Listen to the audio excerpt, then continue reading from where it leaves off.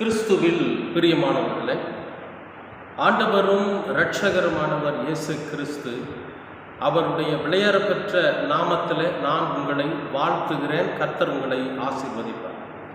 இன்றைய அனுதின உணவிற்காக கர்த்தர் நமக்கு கொடுக்கிற வார்த்தை எரேமியா 15ஆம் அதிகாரம் 11வது வசனம். எரேமியா 15:11.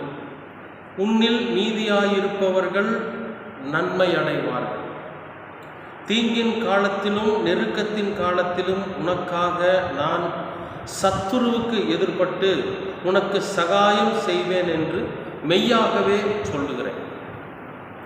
ஆண்டவர் எப்படிப்பட்ட ஒரு வாக்குத்தத்தமான ஒரு நம்பிக்கையான வார்த்தையை நமக்கு சொல்றாரு.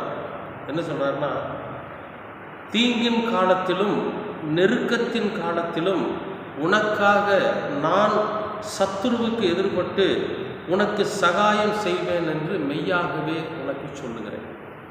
அப்போ சத்துருவுக்கு எதிர்பட்டு அப்படின்னு சொல்லி சொல்கிறார். யார் அந்த சத்துரு? அதுதானே நமக்கு வேணும். இந்த சத்துருங்கிறவர் யார், அவரை நாம் எப்படி அடையாளம் கண்டு கொள்ள முடியும் என்பதை நாம் முதல் தெரிஞ்சுக்கணும். தீங்கின் காலத்திலும், எப்படி சொல்கிறார் பாருங்க, தீங்கின் காலத்திலும் நெருக்கத்தின் காலத்திலும். அப்போ நமக்கு தீங்கு அனுபவிக்கும்படியான செயல்களை, தீங்கு நாம் அனுபவிக்கும்படியான சூழ்நிலையை யார் நமக்கு உருவாக்கி கொடுக்கிறார்களோ, யார் உருவாக்குறாங்களோ அவங்க தான் சத்துரு. நமக்கு யார் நெருக்கத்தை ஏற்படுத்துகிறார்களோ அவர்கள் தான் சத்துரு. அன்பானவர்களே, அப்போ நன்மையை தருகிறவர் கடவுள். அவர் எப்படின்னா, இந்த உலகத்தில் நன்மை எது, தீமை எது, எது வாழ்க்கையில் நம்மை நல்வழிப்படுத்தும் என்பதை நாம் உணர்ந்து கொள்ளும்படியாக கர்த்தர் நமக்கு பல காரியங்களை, பல செயல்களை நமக்கு செய்து வைத்து போயிருக்கிறார். நம்ம ஆண்டவர் இயேசு கிறிஸ்து அவருடைய வழியை பின்பற்றி நம்ம நடக்கிறப்ப, அவர் சொல்லியிருக்கிற காரியத்தின்படி, வார்த்தைகளின்படி நம்ம நடக்கிறப்ப நமக்கு நன்மையான காரியங்கள், நன்மையான நிலை நமக்கு உருவாகும். ஆனால் இங்கே ஒரு விஷயம் பாருங்க, என்னன்னா, தீங்கு அப்படிங்கக்கூடிய தீமை நம்மை சூழ்ந்து கொள்ளக்கூடிய ஒரு சூழ்நிலை. எப்பொழுதெல்லாம் தீமை நம்மை தேடி வருகிறதோ, எப்பொழுதெல்லாம் நாம் தீங்கு அனுபவிக்கக்கூடிய நிலையில நாம் இருக்கிறோமோ, அப்போ சத்துரு நம்மை ஆண்டு கொண்டிருக்கிறான் என்று ஒரு அர்த்தம். எப்பொழுது நாம் நெருக்கத்தில் இருக்கிறோமோ, ஒரு பிரச்சனையிலிருந்து விடுவிக்கப்பட முடியாமல், ஒரு சூழ்நிலையிலிருந்து நாம் விடுவித்து கொள்ள முடியாமல், ஒரு மனக்குழப்பத்தில், மன போராட்டத்தில் இருக்கிறோமோ, அப்போ சத்துரு நம்மை ஆண்டு கொண்டு இருக்கிறான் என்று அர்த்தம். இங்கே ஆண்டவர் சொல்றாரு, அப்போ நான் சத்துருவுக்கு எதிர்பட்டு போறேங்கிறார். சத்துருவை எதிர்கொண்டு போய் அவங்ககிட்ட சண்டை பண்ணி அவனை நான் விழ செய்து உன்னை காப்பாற்றுவேன் அப்படிங்கிற. அன்பானவர்களே, எவ்வளவு ஒரு அற்புதமான ஒரு அன்பான வார்த்தை. இந்த உலகத்தில் நாம் தீங்கு அனுபவிக்கிற போதும், நெருக்கத்தை அனுபவிக்கிற போதும் இங்கே என்ன நடக்குதாமா, ஆண்டவர் நமக்கு எதிர்கொண்டு போகிறார்.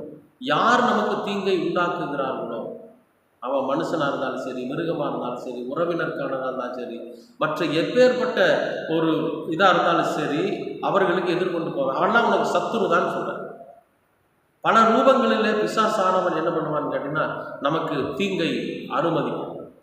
நம்ம எப்படியாவது அந்த தீமையான காரியத்தில் நாம் இணைஞ்சு நம்முடைய வாழ்க்கையை நாம் அழிச்சுக்கணும் அப்படிங்கிறதுக்காக இந்த பிசாசானவன் என்ன பண்ணுவான்னு கேட்டிங்கன்னா, கடவுளுக்கு விரோதமாக எழும்பி நம்மை தீங்கு அனுபவிக்கும்படியாக செய்வான். அப்போ நம்ம தீமை செய்வதற்கான ஒரு நெருக்கத்தை ஏற்படுத்துவான். என்னால் முடியலைங்க, அன்றைக்கு ஒரு சூழ்நிலை நான் செஞ்சுட்டேன், என்னுடைய நிலை உங்களுக்கு புரியல, என்னோட சூழ்நிலை, நான் அதை செய்ய வேண்டிய ஒரு கட்டாயம் இருந்துச்சு, அதனால நான் செஞ்சுட்டேன் அப்படின்னு நமக்கு நாமே வருத்தத்தை தெரிவிக்கக்கூடிய ஒரு சூழ்நிலை வருது பார்த்தீங்களா. அப்படிப்பட்ட ஒரு நிலையை உருவாக்குகிற, நெருக்கத்தை உருவாக்குகிறவன் தான் பிசாசு. அது யார் மூலியமாக வேணாலும் வரணும். அந்த பிசாசானவன் யார் மூலியமாக வேணாலும் நமக்கு தீங்கையும் நெருக்கத்தையும் உருவாக்கும். அது எல்லா விதத்திலும் சரி, தொழிலில், வியாபாரத்தில், சூழியத்தில், மற்ற எல்லா சூழ்நிலைகளிலும் நெருக்கத்தையும் தீங்கையும் யார் உருவாக்குவான்னு கேட்டிங்கன்னா பிசாசா. அவன் தான் சத்துரு. இப்போ நம்ம ஆண்டவரோட பிள்ளைகளாக இருக்கிறப்போ இப்படிப்பட்ட சத்துரு நம்மை ஆண்டு கொள்ள வருகிற போது, நம்மை ஆண்டு கொள்ள முயற்சிக்கிற போது, அவனுக்கு எதிர்கொண்டு போய் அவனை எதிர்த்து போராடி நம்மை அதிலிருந்து விடுவிக்கிறவர் தான் நம்முடைய தேவன். இங்கே அதை தான் சொல்கிறார் அன்பானவர்களே. அப்போ நாம் நம்மை அவரிடத்துல ஒப்படைச்சிடறோம்னு வச்சுங்களேன். அவர் நம்மை முழுமையாக ஆட்சி செய்கிற போது சத்துருவானவன் நம்மை ஆட்கொள்ள முடியாது, சத்துரு பிசாசானவன் நம்மை மேற்கொள்ள முடியாது. ஏன்னா ஆண்டவர் நமக்காக அவர் சத்துருவனிடத்தில் யுத்தம் செய்யும். அன்பானவர்களே, நாம் கடவுளிடத்திலே நம்மை ஒப்படைக்கிற போது, கடவுளிடத்திலே நம்மை முழுமையாக ஒப்படைத்து விட்ட பிறகு எப்பேற்பட்ட தீங்காக இருந்தாலும் சரி, எப்பேற்பட்ட நெருக்கமாக இருந்தாலும் சரி, அதை உண்டாக்குகிற சத்துருவோடு கர்த்தர் நமக்காக யுத்தம் பண்ணும். அன்பானவர்களே, நம் கடவுளிடத்தில் ஒப்படைக்கணும். நம்மளை அவரிடத்துல முழுசாக ஒப்படைச்சு, ஆண்டவரே நீங்களே என்னை ஆண்டு கொள்ளுங்கள் சொல்லி அவரிடத்துல நாம் ஒப்படைக்கிற போது நிச்சயமாகவே நம்முடைய வாழ்க்கையில சத்துரு நம்மை மேற்கொள்ளாதபடி கர்த்தர் நமக்காக யுத்தம் செய்வார். உங்களுக்காகவும் எனக்காகவும் நமக்காக கடவுள் சத்துருவிடத்தில் யுத்தம் செய்து நம்மை பாதுகாக்கிறவராக இருக்கிறார். கண்டிப்பாக கர்த்தர் இப்படி ஒரு நிலையை நமக்கு ஏற்படுத்தி கொடுப்பார் என்பதில் மாற்றமில்லை. கர்த்தர் உங்களை ஆசீர்வதிப்பார். அன்பானவர்களே, இந்த காணொளி உங்களுக்கு பிரயோஜனமாக இருக்குமானால் இதை நீங்கள் சப்ஸ்கிரைப் பண்ணுங்கள், கமெண்ட் பண்ணுங்கள்.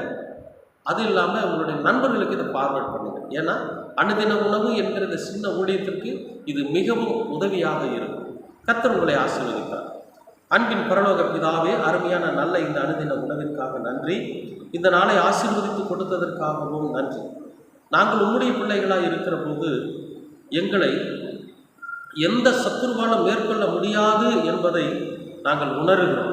எங்களுக்கு தீங்கையும் எங்களுக்கு நெருக்கத்தையும் உருவாக்குகிற அந்த பொல்லாத சத்துருவானவனிடத்தில் நீர் யுத்தம் செய்து எங்களை பாதுகாப்பீர் என்பதில் நாங்கள் உறுதியாய் நம்பி இருக்கிறோம். ஆண்டவரே, அப்படி ஒரு நம்பிக்கை வீண் போகாதபடிக்கு நீர் எங்களை பொறுப்படுத்தி எங்களை வழிநடத்த வேண்டுமாய் செபிக்கிறோம். தொடர்ந்து ஒரு கிருபையும் அன்பும் எங்களை வழிநடத்தட்டும். இரட்சகராம் இயேசு கிறிஸ்துவின் வழியாய் கேட்கிறோம் நல்ல பிதாவே. ஆமென், ஆமென், ஆமென்.